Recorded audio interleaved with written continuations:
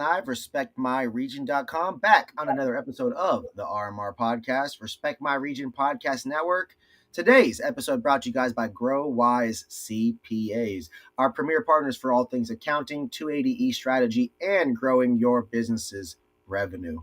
Now, we've got a special guest today, folks. We've got Juris Magararu, my new homie over here in New York City. They've got one location in Manhattan, and they've got another location coming soon. It's an honor to have you here today, bro. How we doing?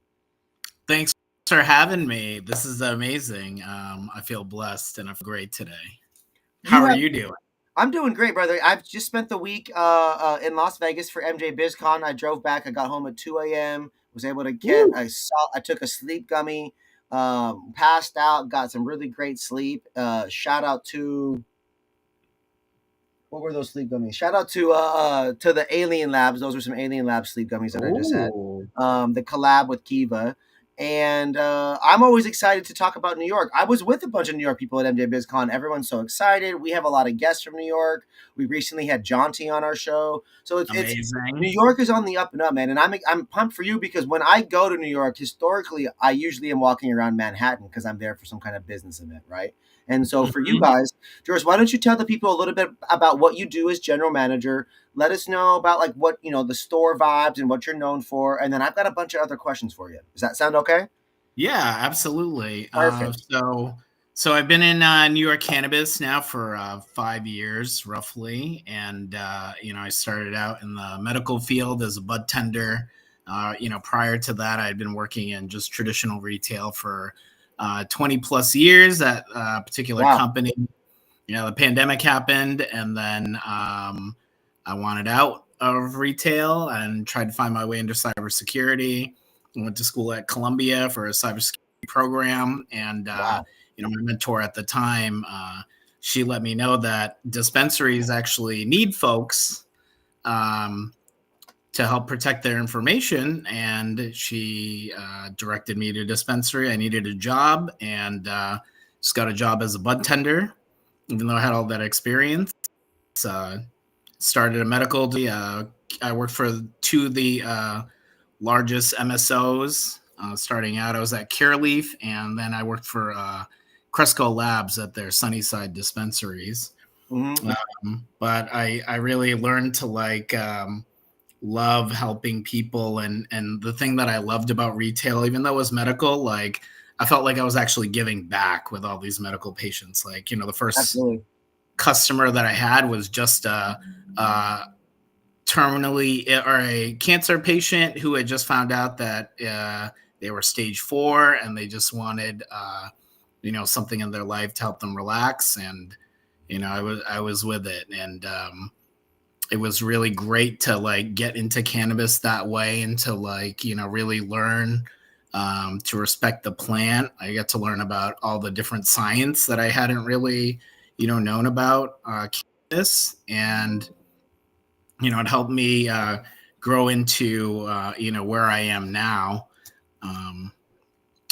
So at the Alchemy, we really try to I want to give back to the industry here and really try to raise the brands that are have been fighting the war on drugs or affected by the war on drugs. And we prioritize wellness, and a lot of brands that are women owned, Black owned, AAPI, BIPOC, LGBTQ. And I try to use my platform as the way of how I could give back. I was affected by I was arrested over 22 years ago now. 22 years ago. Wow. And for nonviolent cannabis crime. I just happened to be at the wrong place at the wrong time and got pulled over. I got grilled. They searched my car, found not even 3/8, but because of the way that it was packaged, it was just a whole lot of things, going on that were wrong at the time, but also right because I was, selling on the side, and I was actually moving a lot of weight in Massachusetts. And shout out Mass. Shout out Massachusetts. Shout out Mass. I love Massachusetts. We love the industry these days. Got a lot of friends over there. Love Mass. Oh yeah, and the year I came, the year after I came to New York, Massachusetts legalized cannabis, and I was just like, I can't believe that. That's crazy. And then a few years later, like I end up in the cannabis industry in New Mhm. York, and What a journey, man! Inspiring because the key, the more I hear, the more I do these interviews and talk to people, the pattern that I see is resilience and just people constantly trying to overcome these obstacles. Some of them harder, some of them really horrific, right? Absolutely Mhm. terrible circumstances. Some of these people, and those charges, those weed charges, follow you for a long time. I know my business partner brings it up often about what happened with him in Portland, and it's like, okay, cool, you get busted for this. You might be doing all that other stuff. They don't know where that. It's that one moment that's super fucked up, and that Yeah. one moment fucks so much else up over time, from renting and cars and jobs, and do people think you're this versus that, and the Mhm. stigma over the last 20, 30 years, or in your case these last 22 years. You can only imagine what that's been like. And now for you, my next question becomes, what does it feel like for you there being at this dispensary now, seeing you having this experiences that you've had, and now what your day-to-day is like? Yeah, I mean, like it was a lot of shame that I had that I carried with me. It was something that I was not like talking about with people. And even when I got into cannabis, I still had like, my first year of working in a dispensary, it was still like, even though I was getting used to like having normalized conversations about the plant, um, I still felt shameful about it, just because of how it all went down. And as time has gone by, I've opened a lot more about it, opened Mhm. up more about it. Um, I've had like some of my previous employers like actually asked me to speak about what happened to me, and You're not and alone. You're not it's alone in this. I've had a lot of guest jurists that talk about this stuff. You know what I mean? And they talk yeah, about the shame. They talk about they were treated by other people, and it's so draining. It's so draining. So you're definitely yeah, not alone in no, that it's struggle. You're crazy. definitely not alone in that struggle. Somebody brought it up in like an interview that I was in, and they were like, after I told my story, I was like, I feel kind of weird, like talking about this, and they were just like, no, they were. If there's one place that you should talk about this is definitely like the place to do it. And Yeah, it that felt good. I think people like from my past, like knowing what happened to me, their minds are like blown. Like they're like, you're doing what now? yeah. Well, to have gone from that and what you were doing, which is a version of entrepreneurship, and then a very drastic, traumatic day, right? And it happens for a lot of people, right? And then we think about the resilience in your decision of how you come back from that, how you bounce back. And obviously, there's a 22-year long journey in there, right? With lots of turns and speed bumps and crazy stuff, or maybe stuff that makes you so happy and so mad, right? Or whatever it is. But you're resilient, and you got your cybersecurity degree, right? You went through the program, right? And Yes. you got into cannabis as a bud tender. You had to get the interview first, right? You Hmm. had to know Yeah. somebody. There's a lot of things that had to go your way, and you just had to keep pounding through it, man. And I love that. And opening a dispensary is not easy either. Being the GM, you're the guy that gets the call when something's wrong. It's not just when you win. Yep. Dispensaries they take a lot of L's that people don't know about, right? The taxes, there's sometimes maybe there's theft, or maybe there's windows getting broken, or somebody floods a toilet, or a plumbing breaks. It could be anything. It's a Oh my business. goodness. It's a Yeah. business.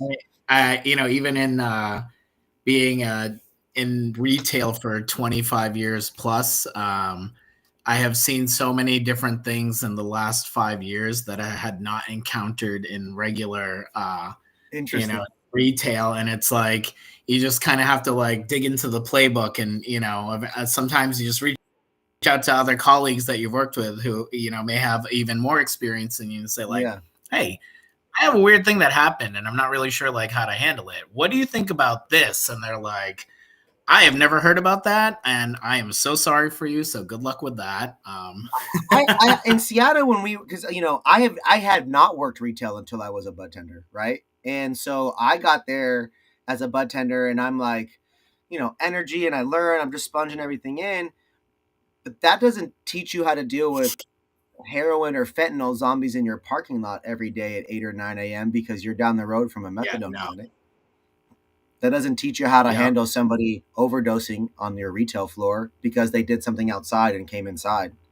It's Oh tough. It's God. not, or when you have a concert and a million people come by, and you don't get groups. You don't get one or two people. You get groups of 5 to 7 and a couple of them, right? Oh All of yeah. a sudden, there's these different challenges that present itself in these environments, and they can be so different from each other, right?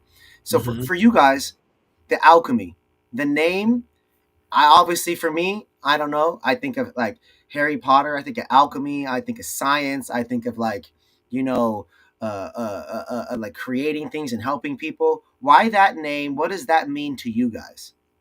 The alchemy is beautiful. It's all about like transformation and turning one element to another one, and through these Hmm. transformations they become rituals. And we like to lean into like the personal rituals of folks, and like we share our rituals and show how that we are alchemists, and we're changing one element and turning it into something else beautiful. And I feel like a lot of times, like, this plant is so magical where it can change people's like attitudes. It can give them relief that they need, and oftentimes like the relief and the attitude go hand in hand. Where it's like, sometimes you'll get a customer that's just like super edgy, and you're like, where is this energy coming from? And then as soon as they give the bud tender that whatever their form of payment is, and they have their product in there, I often have like people come up to me and say like, oh, I'm so sorry for how I acted, like I really need this. I've had a really terrible day, terrible week, I whatever can it is. relate to that, bro. I'm like polite and energetic all the time, Yeah. but I go from being like oh my gosh, he's like really friendly and hospitable. Thank you. Wow, like, yes, ma'am, thank you, sir. Come on in. Yeah, absolutely. What brought you here? Like that almost all the time. To once I'm hurting and I'm stiff, and then you add in this element of Yeah. cold, and I'm over here and I am a negative, whatever that number is Yeah. on the Oh scale. yeah. Oh, It I feel hurt. It's just crazy how our day and stress and our body can really affect just the way that we operate and act with other people. You know what I mean? that. Yeah, and it's like with our dispensaries, like my goal is to just like come into the community and really like help add it to the community, and really like all the businesses that are in the area, like I want to uplift them. I want to make them as much money as I can because of the business that I bring into the neighborhood. um, we want to try to give back to places that directly affect any neighborhood that we're in, whether we're in, Chelsea or Flatiron or any of the other boroughs. Um, Hmm. but it's really all about just like integrating ourselves in the community, showing that we're authentic about like really want to normalize like the experience for folks. I think like the thing in cannabis is a lot of people talk about like how they can give someone this crazy extravagant experience, when like I think the real issue is that no one knows what a normalized experience is in a dispensary, because it has just been so taboo for dozens and dozens of years, decades upon decades. And, I just want to make it so that someone who's afraid or doesn't understand and wants to learn about cannabis, or maybe they're a seasoned user, like I just want every person that walks in through our doors to like feel that they're in a safe space, and that I love that. this is what a normalized experience should be like. Like a customer should be like greeted when they come in, or like open with, well, Yeah, what's a normal retail experience across your 20 plus years, right? exactly. Hello, sir. Hello, sir. Welcome. Yes. Thank you. Yeah. Juris, I've known you. I've seen you 3 times. Juris, welcome back. It's good to Hmm. have you back here again. Those two things Yeah. never really happen across the dispensaries in a lot of places. The excuse is that it's busy, and I understand, Hmm. and I do get it, but it's so easy. And I'll give it a poor example. I'm going to give two. Okay. You're a bud tender. Hmm. Someone checks in. Thank you, David. Thank you, Juris. Really appreciate you coming in. Yeah. Not click. You're good to go. Go ahead. Yeah. No, no way. Such a difference right there. Yeah. Cannot stand that right there. Look at me, please. Yeah. I'm choosing to be here. I've got my mother, my lady, my homie. We're trying to drop $50 each. Yep. Act like you care when we get there. Make it feel safe and comfortable. Mm-hmm. You're using the word normal. That's normal. There's a security guy at a Walmart thanking me to come in. There's an old person checking my receipt, thanking me when I leave. Yep. Come on. It's easy. Now, Super easy. that's just two parts right there. We then get to the bud tender, the Mm-hmm. person who's serving us and selling us, right? And Yep. and and and again, serving. So what's a normal serving experience to you, Juris? What do you look for in a normal service environment right there? At least for what I'm looking for when people at my dispensary or when I go into another dispensary, like people come to my spot, the Alchemy. I ask them like, or all of us collectively, whoever's dealing with the customer, but we ask like, how are you doing? How do you want to feel? How's the day going? And What are they you looking for with yeah, this? like when people come into our house and like it's like a place of pride. So at least I'm very proud of it, and I believe like the rest of my team's pretty proud of it too. um when they come in, like I want to say hi to somebody. If somebody comes into your home or your apartment, like you're not Make going them feel to say hi comfortable. to Make them. them feel welcome. Exactly. And like then once we get to them, we just say like, how are you doing? How do you want to feel? I'm very like, I try to be low pressure because I don't want any of my people to flex, or I don't want to force any products onto people. You know, there's over 600 brands in New York, and we only carry maybe 12% of them. There's only like 70 unique brands in our store. And like, these are the folks that, in my opinion and the opinion of my buyer, the two of us like together, we look at these products and we have seen this industry grow because we have been in New York cannabis for so long. Like 5 years might not sound like a long time to people, but that is a long time for like to watch processes like improve like month over month, year after year. All these brands that we work with, they're just exactly like what I told you all about. In addition to like, we have to have some of the MSOs because some folks definitely, they're drawn to that. If they see something that they know that's like a tried and true formula in a different state, that's at least like the gateway to have that conversation about like the brand that you can get only in New York. Yeah. And we There just and for the record, people, there are brands in New York, in New Jersey, wherever. There are brands that are in multiple states, but in the state you're buying the weed from. So, for example, I fly to you. I go fly to JFK. I drive to Manhattan or Uber, Mhm. train, or whatever it is, subway over there, and I walk to your store. The weed that I'm gonna buy, the weed in the gummies, the THC in the gummies or the vape or whatever, came from New York. Yep. Nowhere else, people. Don't get it No. twisted. There are people that do illegal things. There will always be people that do illegal things. But if you're at a dispensary, specifically the Alchemy, the weed in there only came from there. All right, that's how it works. Now, Juris, for me, the question becomes New York brands. There are multi-state brands, and there's some good ones. I mentioned one earlier. There's Kiva. We were in two Mhm. states a couple years ago. We were a multi-state brand, right? Now, Yeah.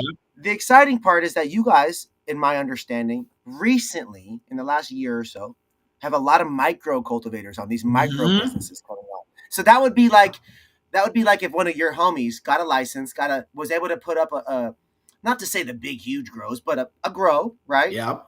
And then was able to sell weed to your Oh store, yeah. right? Very familiar with that. Actually, like part of That the game. exists now in New York, It's and there's a awesome. lot of them. It's awesome. Like all the folks like in the illicit market, like they all applied for their licenses, years ago, and now we're starting to see them all like get onto the legal market. And a lot Yeah, of the in New York, like there are 600 different brands, but if you have a brand with other dispensaries that are in your area, realistically, like you're selling the same thing for the same price, and that's fine to like attract the customers, but it's like killing that brand and also making it so that people, if they're dissatisfied with their service, they're just going to go right to the next other one because they're still going to be yeah. able to There's get the only a big couple brands in New York that are Coca-Cola, Sprite, Starbucks one. Hmm. strength, right? Yeah. Where, I mean, if tomorrow, if Coca-Cola, Starbucks, Sprite, Mountain Dew, the big dogs, where people buy every, the sugar, has us all hooked, right? Yeah. It's like if we could sell in and out something at our stores and that would attract more people, we damn near would, right? But the reality is that no cannabis brand is at that scale yet. But there are a couple that are from the cannabis side of it damn near close. New York, Heirloom, Oh yeah, right? Heirloom Some is of these other amazing. groups, Great partner of yeah, some of ours. these other groups along those lines where it's like, okay, we obviously don't want every single one of their products, but if Mhm. we have a category and there's not enough brands in that category, thank you, sweet baby Jesus, for Heirloom for having the ability to make a lot of these SKUs, Yeah. companies like that, right? Otherwise, we wouldn't get some of the things that the patients really need at scale, right? The sleep tinctures, some of these ratio vapes, some of the ratio gummies. The Heirloom sleep gummies I used Nice. religiously after I had a pack. I was surprised they were that good. The beverages, I'm from Washington. That's known for apples. Heirloom with the apple. Are you Mhm. kidding me? That's a no-brainer for anybody. And what product is at every grocery store? Apple juice. Yep.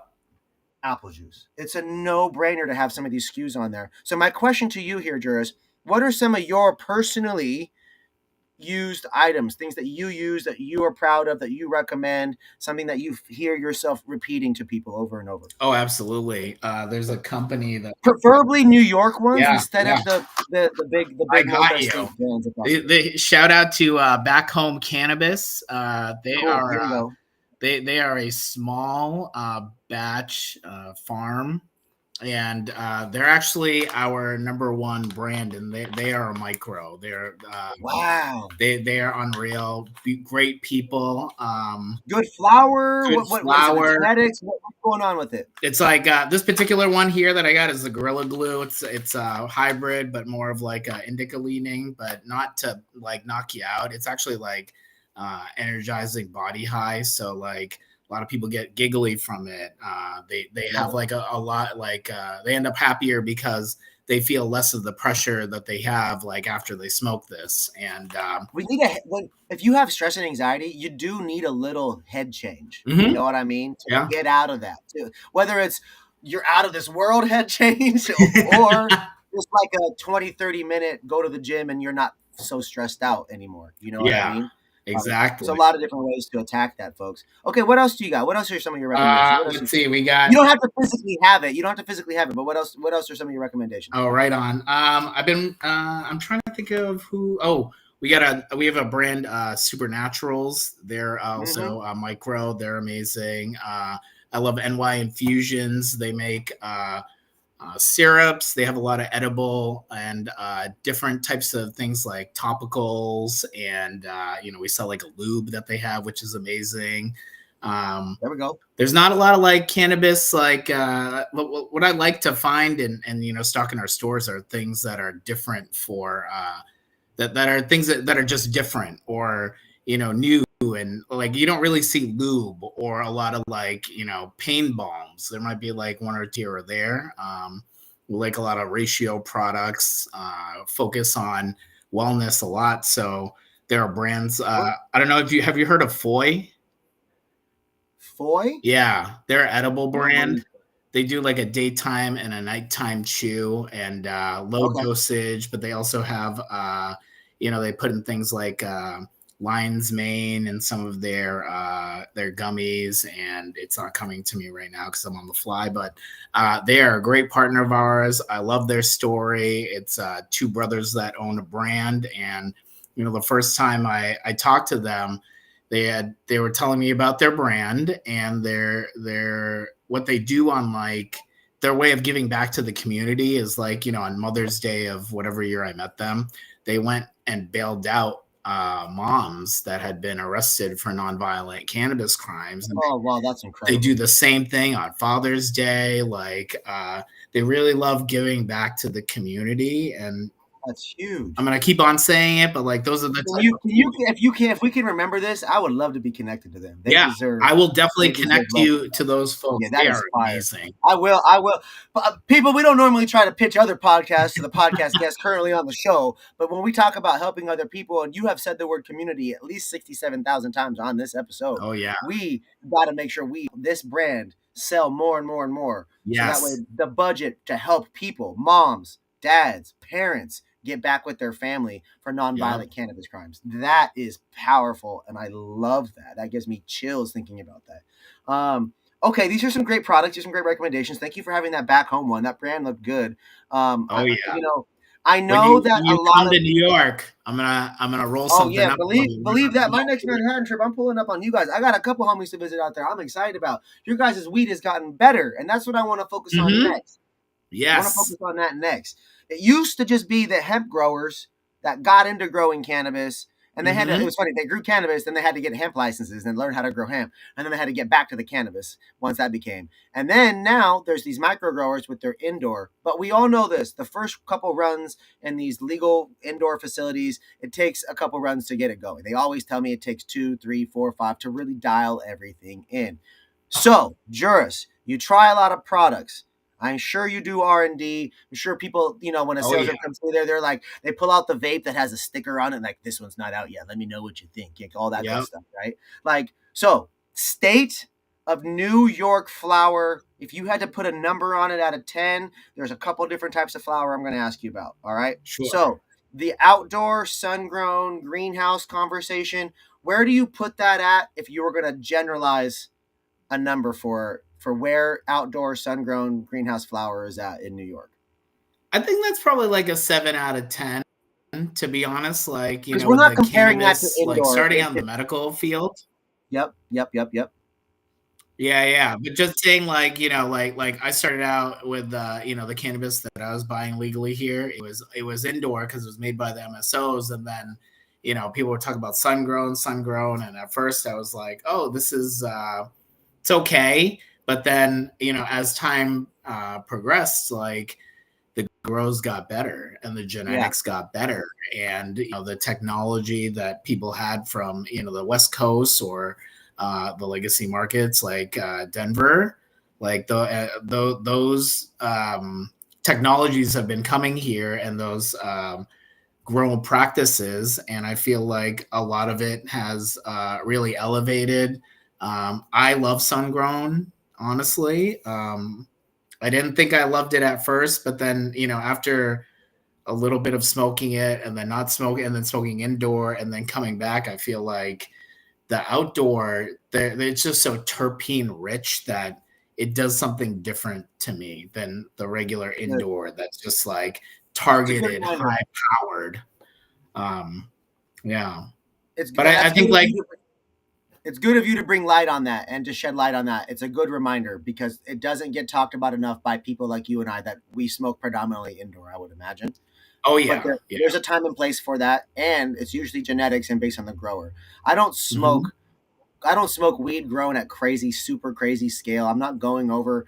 I don't go out of my way to go buy weed from the brands that are in a million places, and the weed is all it's $20 to $30 an eighth, and it's just like whatever. I don't go buy that stuff personally. I understand that the majority of people live in those in that world because they don't necessarily care up more or less, or they don't know better more or less. But I think that's a great perspective to hear you say it was this, and now it's at about a 7. And that Yeah. kind of weed can usually you how many 10 out of 10s can you even really have when the majority when the number one selling price point is somewhere between $20 an eighth and $35 an eighth, right? Yeah. $15 stuff. And I mean, like the things that are the 9 or the 10 out of 10s, those are like typically the things that are expensive. Like, we have Yeah, thousand percent. this company, North Fork Cannabis. They're based out of Long Island. They Okay. are a micro. They focus on like small batches. So basically, like whatever we buy, Limited batches, small. Takes a limited lot to grow batches. good. Yeah, it's really nice because like you know I feel like I'm a little all over the place. I'm a little nervous, and like I haven't You're done this chilling, like dude. I'm taking for a we're year. taking you on a journey, Juris, right now. We're taking all of our viewers on a journey. This is about New York. I am all over the place because I smoke weed and I just am I'm inspired. This is interesting. I I know love it. enough about New York that and these brands, but for you, Juris, you're talking about companies, these micros that I don't know. You're mentioning some Oh of these my other brands goodness. and some of these SKUs I haven't seen yet. This is incredible. Your perspective here is so much more unique than a lot of these others.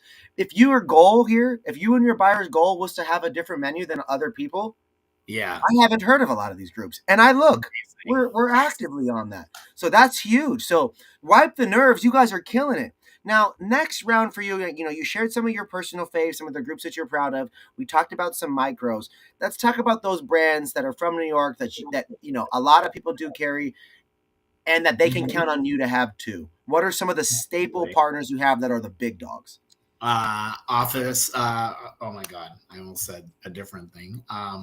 Off hours. Those guys Yes, are amazing. Have you had them?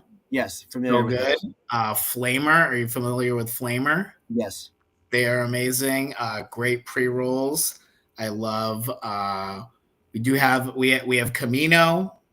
Carry the Camino so folks can get to Those are it. But good. Those peach they're ones, the multi-state peach ones though. go crazy. The peach caminos go crazy.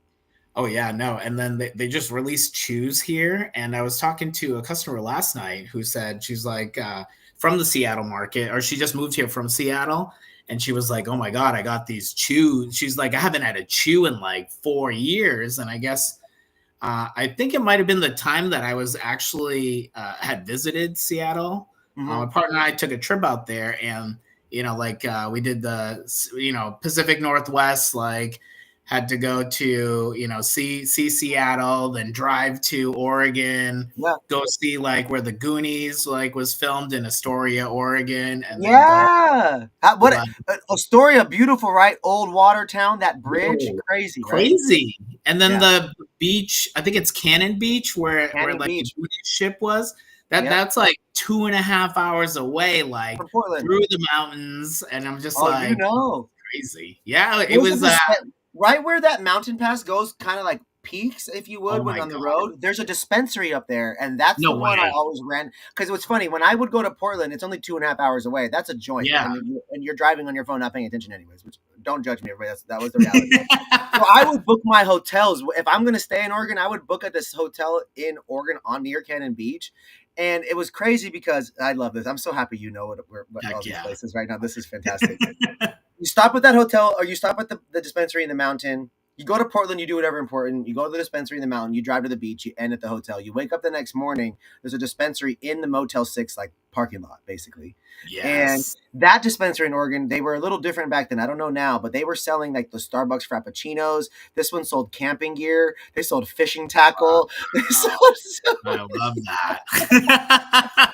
But I was coming from Washington, where you can't sell anything else except for weed. Yeah. Damn near accessories will get you in trouble.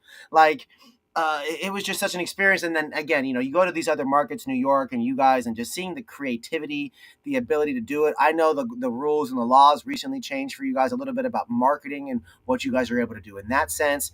It's up Mhm. and up, man. I'm really happy for you guys, and I'm really excited for your market. You're very passionate, and you seem like you just really enjoy what you're doing. And with that said, it's just like that's inspiring for us to have to work to pay and to survive in the United States with our bills and money and inflation, all this other shit.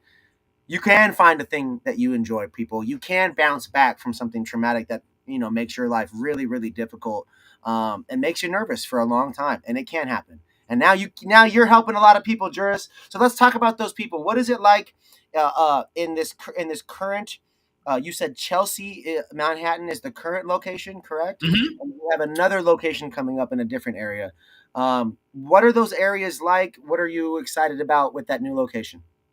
Chelsea is one of the hippest, like iconic neighborhoods in New York City. I've always been mesmerized and by its allure, ever since I was in my 20s, like learning about the music history of that area. And it's pretty honorable to be in there and meet the people, like just doing what we do and have been there, like for the last 7 months. The dispensary has only been open 6 months officially on the 1st of December, which is Oh, really let's awesome. go. Super proud of Six that. months. Let's go. Big congrats We're to the the team, man. 400th legal dispensary in New York, if I didn't say that officially. Number Uh, 400.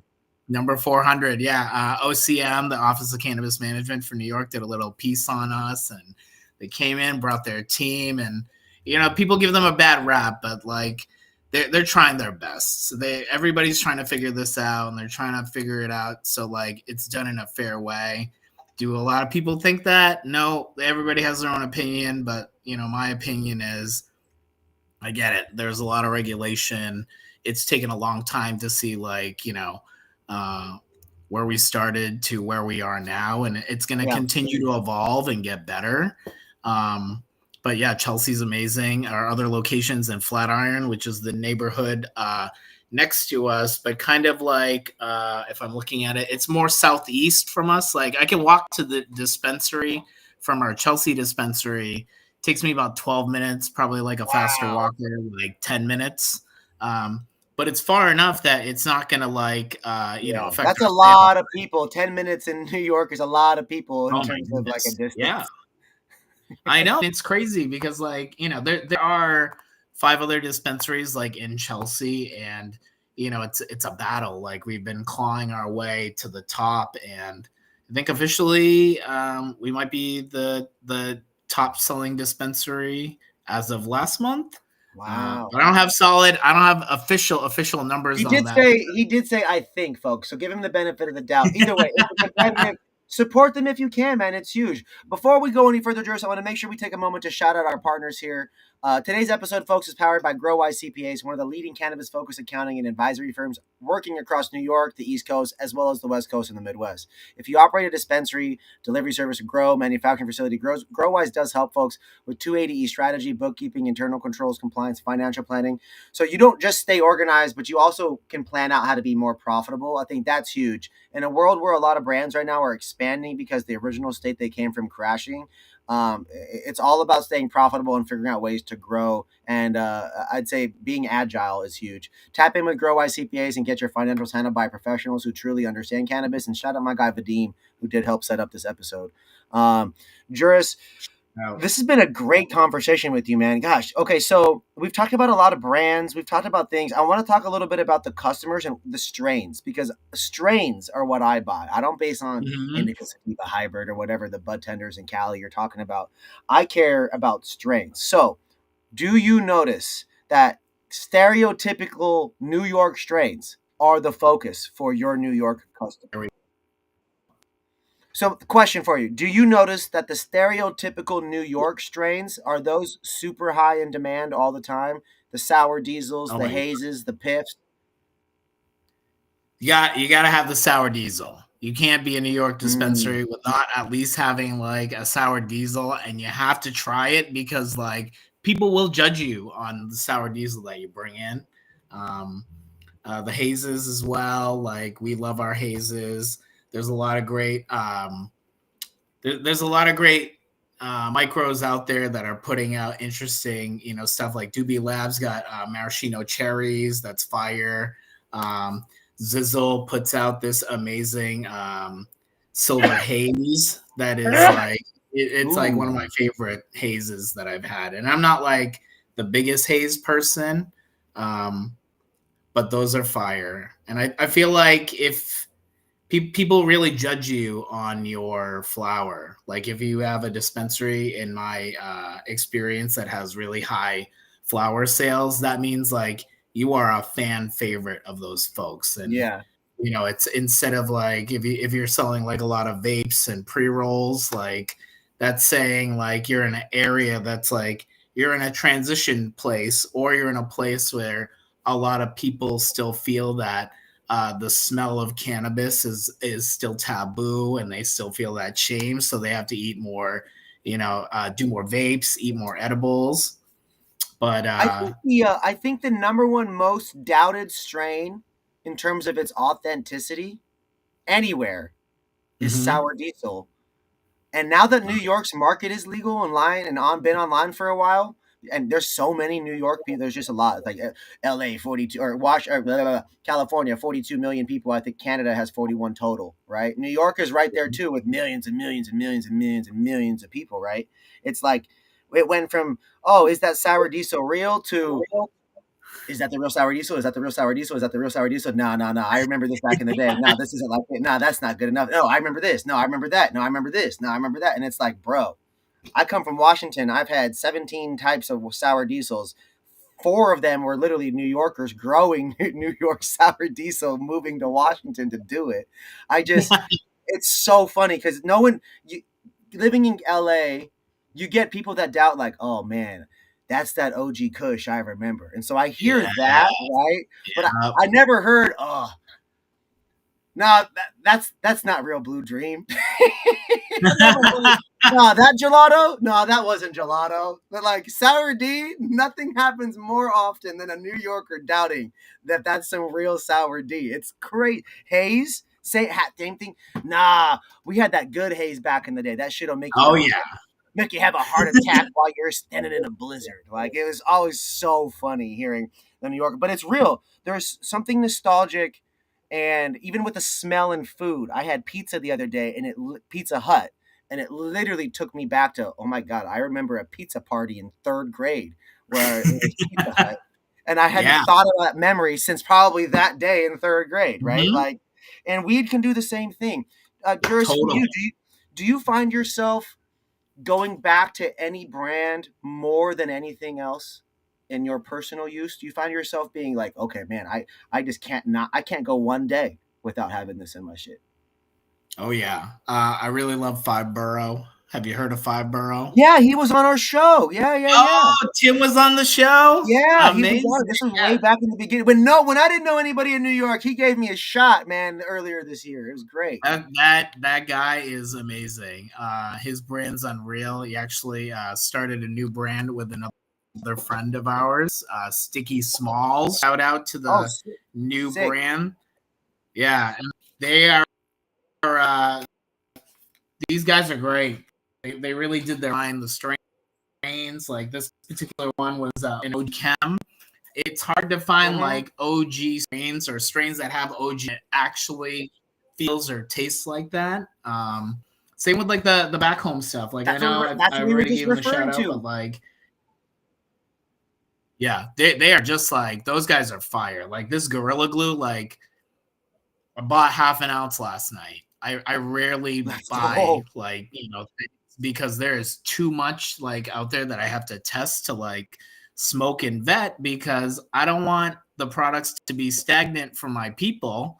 I've been spending a lot of time like on the sales for the last couple of weeks just to like continue to meet the customers and to like really build up and model the behavior for my staff. And Mm-hmm. time and time again, it's just like back home, back home, back home. Like Five Boroughs, same deal. Like It says a lot when the GM or the buyer buys a half ounce of spends their own money to go get something. I think that does it really does say a lot. And for the customers watching or the industry, the reason why it says a lot is, I mean, I'm standing here right now and I'm not a buyer or anything. I'm just a random fucking podcast host, and I have free product all the time. That doesn't even come close to when you sit there as a bud tender, or you're the curator of the menu in terms of the product that you get, the quantity, the frequency of it. Every week, as a sales rep, every week they should be at least checking in, or every 2 weeks. And there's got to always be something. It doesn't always have to be free weed and tons of mhm. free shit. We'll take it, right? We'll take it.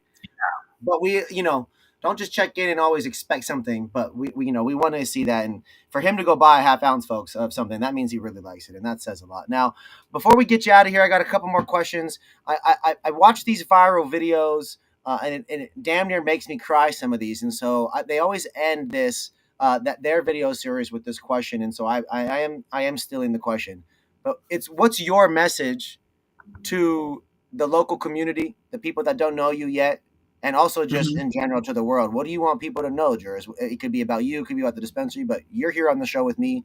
We becoming homies and shit. I'm gonna pull up on you. What's your message to the people out here that don't know you, that might see this or that maybe show up later today?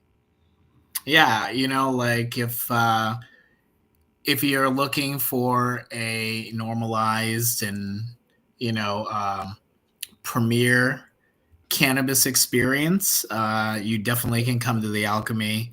Um, my staff is going to treat you just the same as I would treat you. We got really great people there.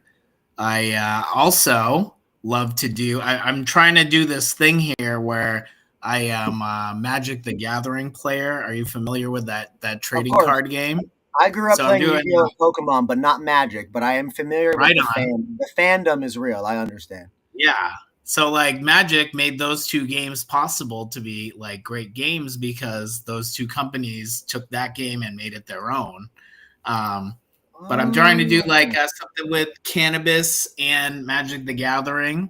So if you got folks on Instagram and you'd like to just follow along for some fun stuff, yeah, yeah, I yeah. am known as MTG Podcast, POTCAST. Yep.